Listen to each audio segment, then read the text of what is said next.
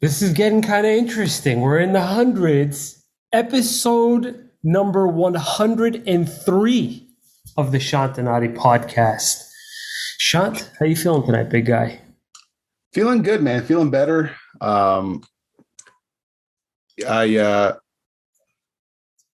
just I've been dealing with a back issue for a week, not a week, couple days.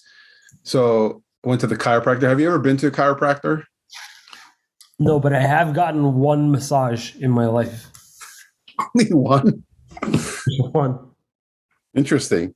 So yeah, I went to the chiropractor. So you know the chiropractor, what they adjust you, right? Like they move you around, they crack some stuff.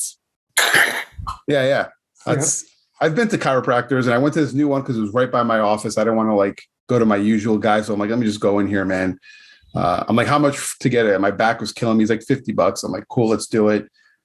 He's like doing x-rays and shit. I'm like, all right, bro, just it hurts right here, man. Like just right here. Yeah. And then he's showing me like my vertebrae. He's like, yeah, you're L1, L3. And I'm like, bro, like How much did he charge you for the x-ray? No, I think it was $50 for everything. We'll see. But I appreciate him trying to explain. I'm like, dude, I just fucking crack me up, man. Just let's do this. So he's like, all right, lay down. I laid down, and then he just like, all right, he's like touching, and he had like this like little gun thing, and he just goes poof, choo, 2 spots. He's like, all right, you're good. I'm like, what? I'm like, what are you talking about, bro? Like, you didn't. I'm like, you don't adjust. He's like, no, I don't like to adjust. I was like, you don't like to adjust? That's your job, bro. Like, it's like telling a realtor, I don't like to sell houses. I'm sorry. I was expecting some cracking noises. Why is this not a part of the package? He's like, you're good. And I stand up and I'm like, oh shit. Like I am. Were you just actually, huh? Were you actually good? Like, yeah, I feel great. And I'm like, shit, I could be a chiropractor. Just give me the gun. I'll just fucking shoot people. Like, here, pop, pop. Like, where's it? There. All right, boop. All right, you're good. $50. How do you think?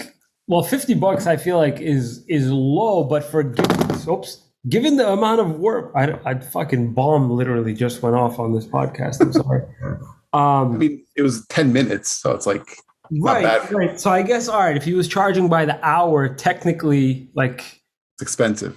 He's expensive, but given the actual amount of work he did, do you think it was just having such a crazy technical knowledge? Like he was trying to do the whole x-ray thing. Like he was trying to be like, I know my shit. Is that what he was trying to do? Yeah. Like just, I guess I mean, I appreciate it. Like if you're going somewhere, you probably want to know what's wrong. You probably want to see like what's got me. I was like, dude, I got stuff. I got an appointment. Just let's do this. Would you have been okay paying him like $100 if he had taken maybe 20 minutes? Yeah. Like 5 minutes, you just gave $50 and he pretty much made no noise. He just did some shit with a gun. Like, which I could have done myself. Like, hey, let me grab that real quick. Yeah. Oh, what is this? The Theragun? They're having a little sale right now, I heard. I should send you a link. That way we both get $10 back. Well, that's definitely, that sounds amazing. I don't know if I actually need a chiropractor. I definitely would love a massage though. Yeah, I recommend those. Those are good, man. Yeah. Maybe I'll go in for my second one sometime before I turn 40. It's been an awesome last week, man. Remember I was telling you I was training 2 people? Man, we got lucky and we got another guy that came in. Fucking unbelievable, dude. Never seen a work ethic like this. Really? Yeah, no. I have never seen. And you know what the beauty of it is that he knows how to grill.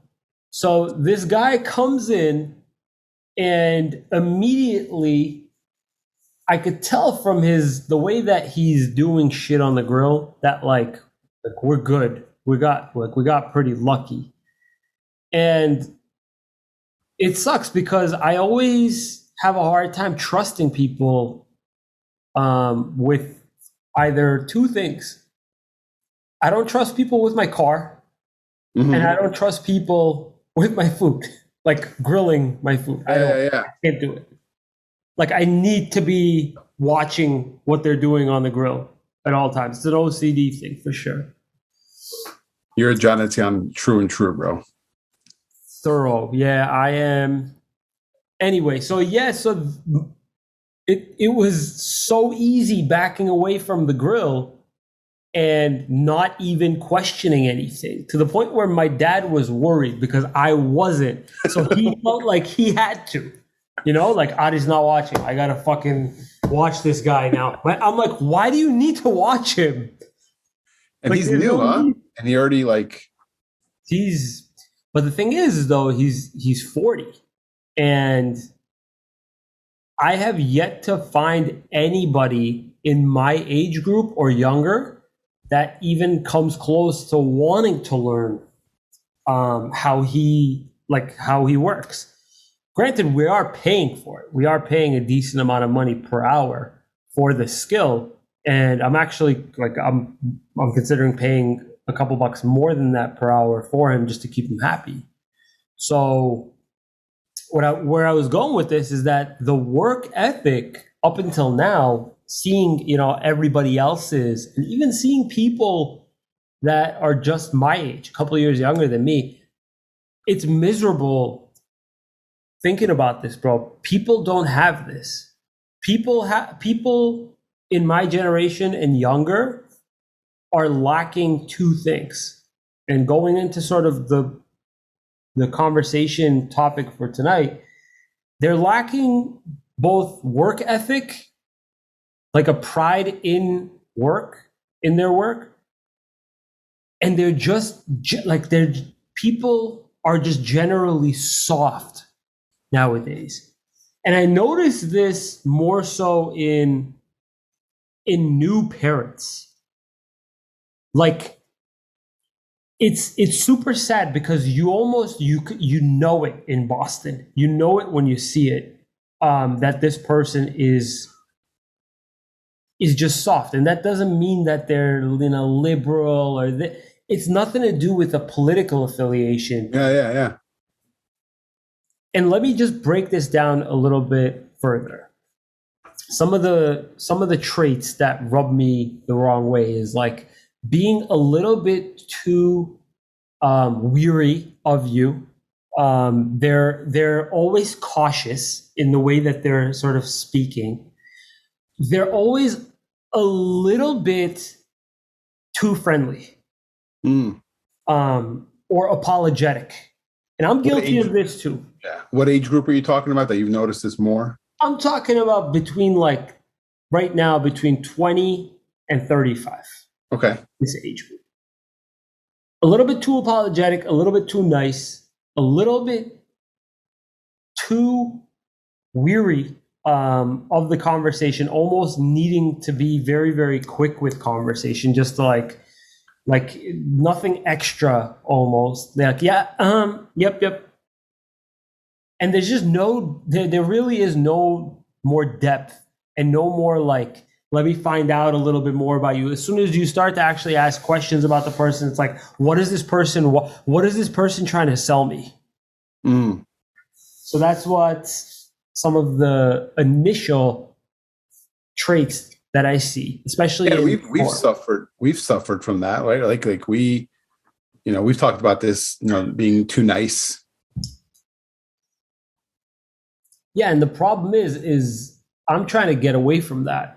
I've actually been pretty good about it over these last, year and a half or so, to just readjust to just not having to be so fucking nice, even if it is at work, just being unnecessarily accommodating. Now, I'm not saying that people nowadays are soft because they're unnecessarily accommodating. In fact, I'm not even saying that. I'm saying that sometimes these two have nothing to do with each other, but just I know it when I see it, when people are a little bit too soft, how that's becoming a problem, a recurring trend. Either if they're being too soft, not because they aren't a nice person. They are a nice person, but they're just having trouble asserting themselves, or they're a piece of shit and they're using the soft card to not be perceived as so. Yeah. I don't think that's the case for the most. I think it's the latter. I don't think it's people are more, I'm sure there are, but I'm saying the majority, I don't think are pieces of shit trying to act nice. I think it's just people, with the first point you said. So going into this discussion, maybe you can talk about what you think one of the main problems is with people being too nice, Sean. I think kind of a little bit what we talked about, right? Do we want to go into our points? Mm-hmm. Is that what you were trying to set me up on? Yeah, and I want to dig in a little bit further. I want to sort of extrapolate. So I think first would be scared to upset or offend others, right? So right now we're in like this weird phase in society, right? Where it's like we have to be careful what we say, which, yeah, I mean, some things, shouldn't say some shit, right? Like there's some certain things, there's always a line, but I feel like that line has just gotten too soft as far as like what we can or can't say. So I think we as a society have gotten the softer side of like scared to upset or offend others. So just extracting this a little bit, and I think I want to uncover this. Over the last 30 years,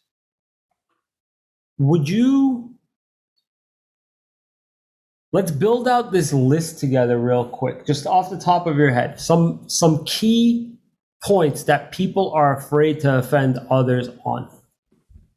So I've noticed that over the last 30 years, racism explicitly has gone down drastically.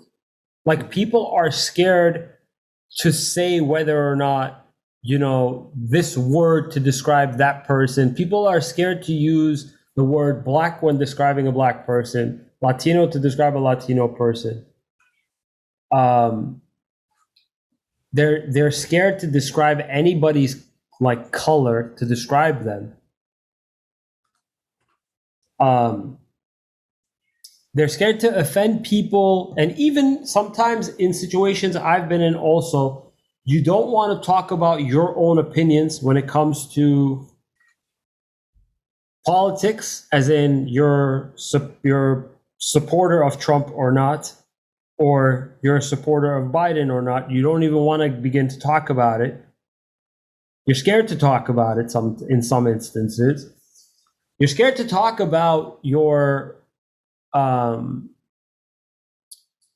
thoughts a lot of the time on this whole situation with LGBTQ, where should they be allowed to use the same bathroom when they're cross gender, this sort of stuff. You don't want to raise this issue almost. Yeah, people are getting offended by you saying this right now, by the way. Or you just even I didn't take a position on this. And the fact that I'm bringing it up, that this is something that people are generally worried about. What else would you add to this list of things that people get into conversations about and just start to like back away and tiptoe around? Maybe just some things off the top of your head, maybe. I mean, the biggest thing right now is the political stuff, right? Like, that's the biggest one that everyone right now, it's like, careful what you say, and you got to be careful who you support or what you support.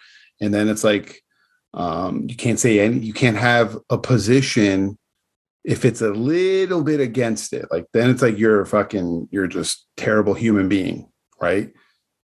Why do you think that we started coming back? Another thing, guys are turning into pussies because like, if you go up to a girl and like flirt with her or talk to her about like her looks, you're automatically like, your chances of getting arrested have gone up. Yeah.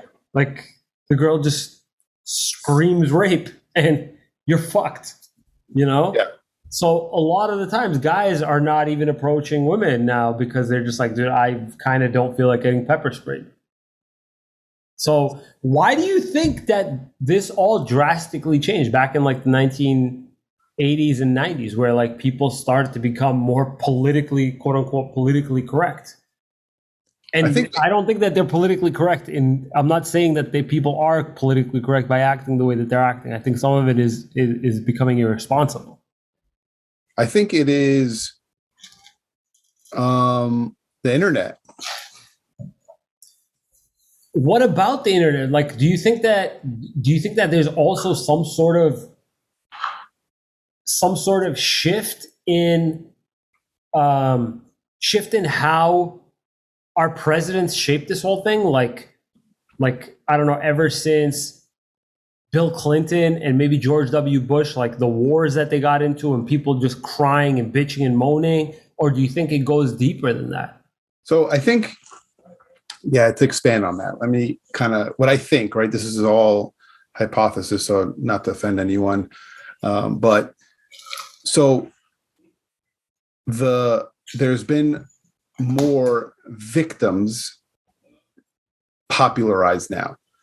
And now the victims are the louder ones, and it's a small percentage, and they're the loudest. And I'm not saying actual victims, I'm saying people who just act like victims, okay?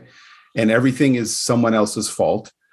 They are the loudest voice right now.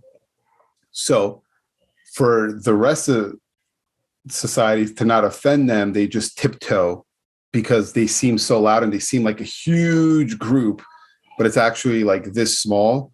And we're tiptoeing, I think, as a nation to not offend these loud victims. We're in a victim mentality group in the country right now. Do you think that people are able to accomplish their agenda more when they are tiptoeing around and being a little bit less vocal? Like No. No? For example, like the latest in politics right now is this whole abortion thing. And I just never thought that something like this would happen. But God forbid I get up and start talking about my opinions. Because you see some people taking a position where like men should not be talking about what women, right? And it's like, okay, but like if I were to put something up to support you, would that be acceptable? Or would it's not acceptable. Like I shouldn't be talking about it, period, right? Yeah. Like the only thing I'm able to comfortably do at this point is to just reshare a popular post. I can't get up there and say like, yo, it's wrong. They shouldn't be. No, you shut the fuck up. You shouldn't be talking because you're not a woman. Is that what I'm worried about garnering when I put up stuff like this? So really,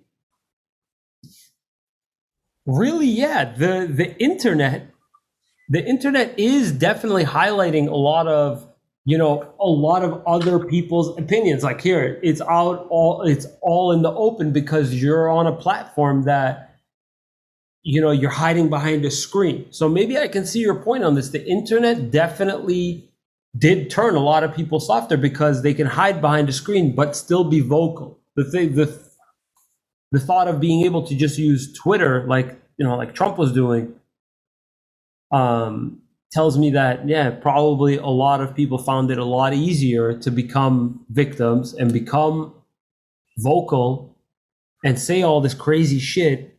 Like, by the way, you haven't taken a position on anything yet, right? And you've offended some people. And I don't understand that. I don't understand how we can get flagged for just merely bringing up a topic like we have previously on this podcast. Yeah, we've had so it's just funny. Like, it's like we can't even have a conversation anymore. And so me and my brother just had a conversation. My brother, obviously, we disagree on a lot of political things, right? Not to the point where we fight. We're not at all like. I listen to him. He listens to me. We had a conversation, and he's like, "Oh yeah, that makes a good point." And he said something. I was like, "Yeah, you know what? That makes a good point." And then that was it. Like, we're like, "All right, bro. I'll talk to you later, man. I got to run. I got to hop on the podcast." It was not like How often immediate. do you guys talk? Every couple weeks, maybe. Are you guys afraid to offend each other? No, no, not at all. But it's like I could have that conversation with you, but certain people, you can't have a conversation if you disagree. That's a problem. If we can't disagree, and there's stuff we disagree on. Like I know during this past 2 years, like we've disagreed on stuff during the vid and all that stuff. Like, but okay, you have your opinion, I have mine. We talk about it, and that's it. Why can't two people who disagree have so like one of my business partners, a really good friend of mine, he was anti-Trump, hates Trump, thinks he's the worst person, terrible, and I voted for Trump. And he knows that. And we talked. We had a great conversation. He's like, yeah, you know what? I get your point. He still doesn't agree, but like I think we have more common ground as people but we let the media and the loud people dictate how we feel. Like it's not, these issues aren't always black and white, but it's like you have to pick a side and you have to defend that side to the death. But it's like, no, it's very complex issues. Yeah, and one side is demonizing another side. There is no in between. And so whenever you That's take the the problem. side, you're in somebody's eyes The devil the to the devil. other. And that's who is to blame for that? You're saying the media and the internet is to blame for us not being able to just have a conversation anymore without being completely demonized for taking a position? Yeah, I think well, first of all, I think everyone should take their own responsibility, right? Because you shouldn't let the media dictate you, but we people allow it. But I think it's media because they want to sell negativity because that's what sells, right? Politicians sells negativity, and social media because it brings all the negativity to one place, from the news to the politicians, boom, right there, and everyone just gets to fight about it in the middle, right? When it's funny because most people, and obviously there's the extreme, like you talked about, there's less racism. There's still like we're not talking about those people, the ones that are the racist, the bad, like that's a percentage. Let's put those aside. The rest of everyone else that's offended over what the other person says, we mostly agree on everything. We just have a different little view here, a different little view there, but we get so amped up from the news, the politicians, and then it's all brought in social media. That's my opinion. I don't know how you feel, but I think that's what happens. Well, I think this particular point is something that makes up the bulk of why people are becoming very, very soft. So I think like maybe if we spend a little bit more time discussing it, I've learned that it's okay to not be liked by everybody. Over the last 6 months, one of the key phrases that sort of play in the back of my mind is that I'm not responsible for what somebody else feels. As in, if I feel a certain way, I shouldn't have to change how I feel to make somebody else feel happy. If something doesn't work for me, it doesn't work for me. Now, with that being said, do you have to become completely selfish and completely careless regarding somebody else's feelings and such? What are your thoughts on the in between? Sort of what can somebody do when they're in this position where they've got to keep it politically correct. They've got to go to their 9 to 5 job. They've got to be friends with their kids, parents, because they got to hang out with them. What is your thoughts on just not being scared of offending others? How do you approach that? How do you take a stance? Yeah, it's tough, right? And I think it comes to the next point of standing for something, right? And if you don't stand for something, you're just gonna like tiptoe and cater and crater to all the other people's opinions. Whether if you agree with them, you're gonna be like, okay, good, I finally agree, I could speak up. Or if you can't, you're like, oh, I got to be quiet. But it's like if you stand for something, then it's easy to just be open about it and not be be unapologetic about it. Like the number one thing that for me that I stand for, okay, this is my position on every issue. Okay, so if you ever want to know my position, my position is freedom. That's it. So you're pro-abortion. No, but I still believe in freedom. So the freedom of making the decision by yourself? Yeah. But doesn't mean I believe in the actual act. Obviously, for certain circumstances, yes, right? Like, you know, there's medical issues and other things, like, of course. But just for willy-nilly, yeah, I don't agree with it. But we're the land of the free for a reason. Answers the question. So I agree. I agree in that you should be standing for something. I think a lot of people get wrapped up in this notion that the only thing you got to worry about, is going out there working hard and making money. Unfortunately, that money doesn't really give you a backbone. You could be going out there working hard and just be slutting yourself out there to your boss and whoever to earn a paycheck, but that doesn't really make you somebody that stands for something. What you stand for is literally something that can be won off of a lottery ticket. I think what is very, very important, I think it's funny that you mentioned that standing for something. I think that a lot of people just don't have the interest or the time in developing these values or knowing these values. I think that a lot of people now associate these things with caring too much about politics, which it isn't. These are human liberties and other things that are being attacked. I think it's really interesting. I think it's fascinating that we've become so careless in our own view of society, where things are headed, where our freedoms are going. You know, it's almost backwards, Shant, because before we used to talk about freedom of the press, we used to talk about freedom of speech, but everything has become censored nowadays. Mm-hmm. It's not freedom of speech anymore. We don't have it. Bro. No way. People's Twitter accounts will get banned. People, get blocked off of Facebook. There is no freedom of speech anymore. I just don't think right now, that our rights, our constitutional rights are being protected how they were being protected back in the early and we 1900s. We're no different than, we make fun of Turkey, China. Oh yeah, they're propaganda. They get Russia. Oh, they get told what to think. What do you think is happening here? I don't even know your view on Syria and the leader Assad.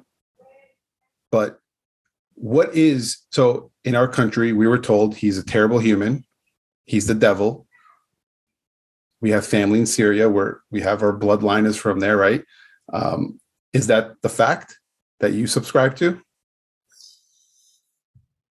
I mean, I don't know. I really don't know. I'm just curious because it's just something that popped in my head because talking about propaganda in other countries, how U.S. is the enemy, but then in our country we do pretty similar things as far as propaganda through media. So you don't have to go deep on it. I was just trying to make a point to see if it. So I think that in the past, he's been very, very helpful to a lot of minority groups because he belongs to a minority group. I think that, with us representing maybe 10% of the country's population, if not less, I think that us representing 10% of the population and him having helped us so much and his father having helped us so much, I don't think is reason enough for him to be such a great person. Okay, fair. He's definitely helped out Armenians and made it very, very clear that he's supportive of Armenians in the past. However, when the phrase when you're up, and when you're down, it holds true with leaders as well. This guy, this is my take on Assad wrapped up, unfortunately had to do a lot of terrible things to keep power. And I think for that reason, the same reason as Biden right now, he should not be in power. He should not be in charge. And somebody else, somebody neutral, same thing as Nikol Pashinyan, he should not be in charge because there's a bunch of disagreements and political and civil unrest in the country that is pointing the finger at, listen, even if you're right, even if you're wrong, you got to step down. And I'm not saying he's a terrible human being.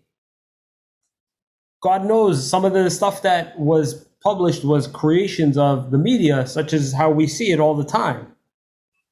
At the same time, they can't be that wrong. So what I do think is that war definitely brings out really, really terrible behavior in all leaders. And that's my take on Assad. I think that he's probably done some pretty shitty things. Of course, you have to. If you're going to war, you have to do shitty things. There's nothing good about war. But I was just wondering, the spin that we were propagandized, I don't know if that's a word, was that the reality of how he was as a terrible person before the war started? My take on this, my whole position on this is that I think that he was doing whatever it took to maintain control of the country. And some of the stuff that he did was pretty terrible, I would say. Some of the propaganda is definitely like the word propaganda, but at the same time, it was definitely clear that he was doing some terrible things. Okay, yeah, and that's unfortunately, dropping bombs on places where he, confirmed ISIS is going to cause a lot of casualties. It sucks. It sucks to think like, okay, you know what you're about to do, but you're going to do it anyway because you're trying to defeat ISIS. This episode is definitely getting pulled. We just went down this rabbit hole, man. I was just No, it's definitely, here's my position. That's my position on it. So anyway, not knowing your values. For a long time, I thought values meant working really, really hard and being a good person. What the fuck does that even mean? Being a good person. Does being a good person mean being a nice person? Does being a good person mean giving back to the community all the time, bending over backwards for friends and family? What does this mean exactly? Why were we taught this? Are these even values? No, I don't think that's a value, man. There's no substance behind it, right? So I think values are just standing for something. It's just something you truly believe in, and like you despise the other side, right? So I have not experienced the other side of freedom. That's why freedom is important to me.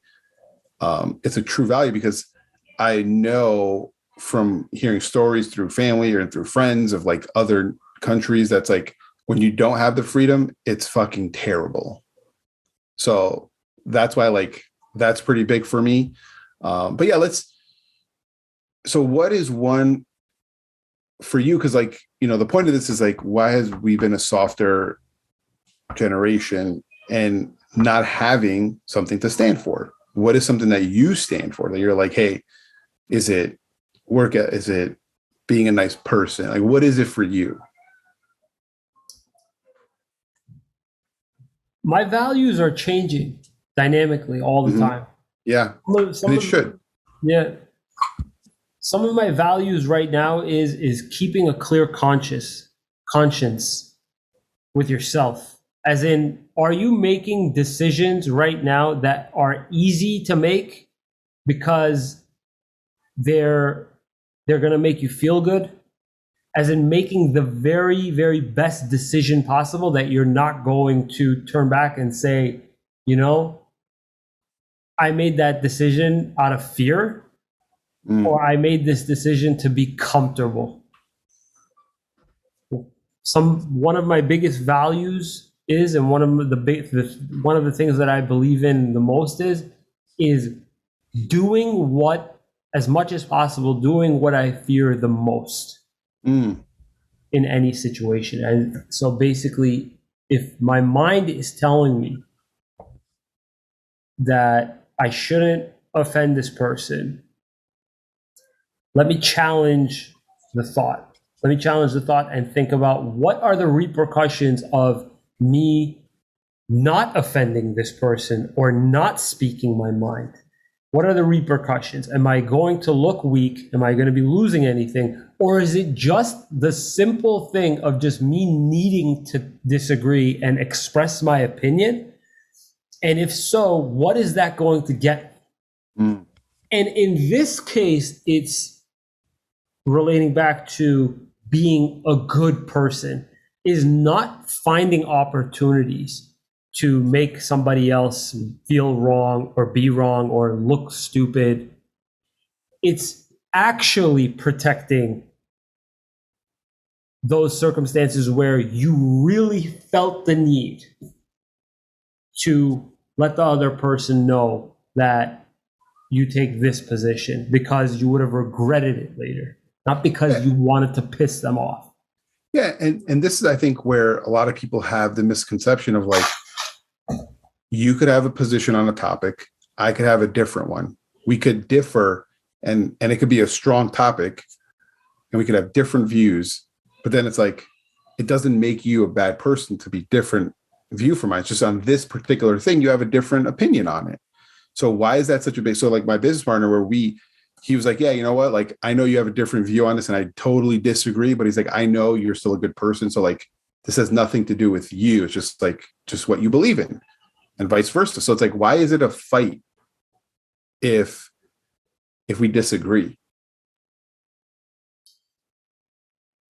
And another part of this is, I think, primitive, Shant. I think that it's instilled in us that we need to be accepted all the time. We can't be rejected. And I think a lot of people nowadays have a strong fear of being rejected or being castrated, basically. Castrated. That's the word I'm looking for. Not having your balls cut ostracized. Ostracized. Yeah, castrated. You'd have a rough time with that. Yeah, but you're going to be bleeding a little bit. So I think the idea is a lot of people don't want to be ostracized from their community or their surrounding, or be rejected by whomever they're speaking to. So they find it a lot easier to agree and not tell people what they really think. Now, sort of the fix in that, and this is something that I've come to learn, is that when you're too agreeable and when you're too nice, people hate that. Yeah, it gets annoying after a while. They come to a point where they need the disagreement to know if you're an actual human being or not. And a lot of people, they'll go too far. They'll go too far in agreeing and agreeing and agreeing. And then once they reach the points that they're disagreeing with everything that's being said to them, they establish this fake relationship with the person. And their relationships just aren't, they don't have any depth. They don't have a connection with any of the people that they're disagreeing with, because they couldn't tell the person that they wanted to disagree with them. So I think that just knowing at this point, like something to fix this little issue is knowing that if you're going to be agreeing with everything, or if you're going to be so fearful of disagreeing with somebody, or needing to constantly be accepted, there's a good chance that you don't stand for anything. Yeah, I used to struggle with that a lot. I'm trying to change that more and more. Yeah, that was a big struggle of mine, is just being agreeable with everyone on everything. But let's go to the next point, because don't have a lot of time as Leo's freaking out. I don't know if you could hear him. What is he asking for now? He just wants to come into the office. That's hilarious. Yeah. He thinks he's equal. He thinks that he's entitled to be in this office right now. Yeah. Do you think that he's right? Do you think that he's equal? That he needs to be part of this discussion? Or some people just aren't equal to you? And let's be real here. Some people aren't equal to me, just like how I'm not equal to Elon Musk. Or so expand on that, because you could be offending a lot of people right now with that comment. So I was listening. One of my favorite podcasts is Ben Pakulski's podcast. Never heard of it. He's a bodybuilder. It's called the Muscle Intelligence Podcast. And he said that nobody is better than you. And I kind of disagreed with it. I know a lot of people are better than me, but in terms of what? What are we talking about better than me? As in you're more of a human being than me? No.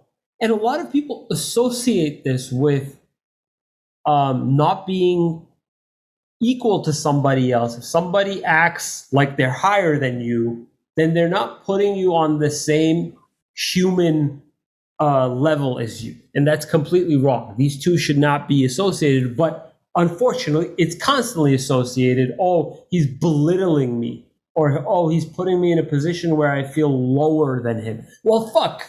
If Elon Musk walks into a room, clearly everybody's going to be taking a picture of him and not me, right?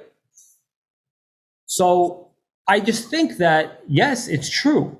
No matter what you may think of yourself, there are lots of people out there that are going to be better than you. Now, should you take this as a bad thing or a good thing? So like LeBron James, I'm not equal to him in athletics. No? Safe to say. I could comfortably, even though I can't stand him, but just athletically, even business-wise, because he's a billionaire, right? I am not equal to him. Is that what you're trying to get? I'm trying to understand the point to clarify for everyone. And not even going that extreme as to make the conversation silly. Not even going that extreme. You could pick just another somewhat just local guy in your community, maybe a YMCA basketball league, and be like, yo, hate to break it to you, bro, that guy's better than you. Not even just that basketball. So you mean, just like he's better. He's going to get the better opportunity. Yeah. How do you react to that? Do you get immediately jealous and feel like, no, man, like he's not higher than me. He shouldn't be putting his nose up, or you just accept the fact that, hey, buddy, he could be better than you in every category. I wouldn't be upset about it. I just use it as encouragement to make yourself better. So I am okay with that, because we live in a capitalistic society, which means usually, and I'm not talking about crony capitalism or the negatives, which there are some negatives to it. But the fact that, like, yes, if there's a realtor that went to Princeton and me going to interview to get a listing, and the guy who went to Princeton gets it because he has better credentials, he went to Princeton, he had the opportunity to go, I didn't. My family, first of all, it has nothing to do with my family. I was a jackass. I would not, even if my family had money, I would not be getting into Princeton. He did. So he had the advantage. He had the opportunity to get it over me. So that means, does that mean I'm not going to get any opportunity? No. It just means I have to work harder than he does, right? Of course. So he started a little bit higher. Okay. it is what it is, and I have to work my way up, because eventually someone who started at a higher point, they tend to get comfortable a lot quicker. The person down here has to work for it, which entail they go further, I think. So like there's interesting stat. I don't know the exact number, but most millionaires did not inherit money. Most billionaires, millionaires, they did not. It's self-made. Most. The perception is, well, they come from a rich family. They had all the opportunities. Did they have more opportunities? Some of them, of course they did. Yeah. But they did. A lot of them did not inherit money. So it's interesting you just mentioned this. I'm just bringing this over to the last point before I let you go, because I'm very busy, kids and such. A lot of people give up too quickly. They don't get the results immediately, and they're just worried so much about either failure or just not being motivated enough to wanting to overachieve. And that's what's making a lot of people soft.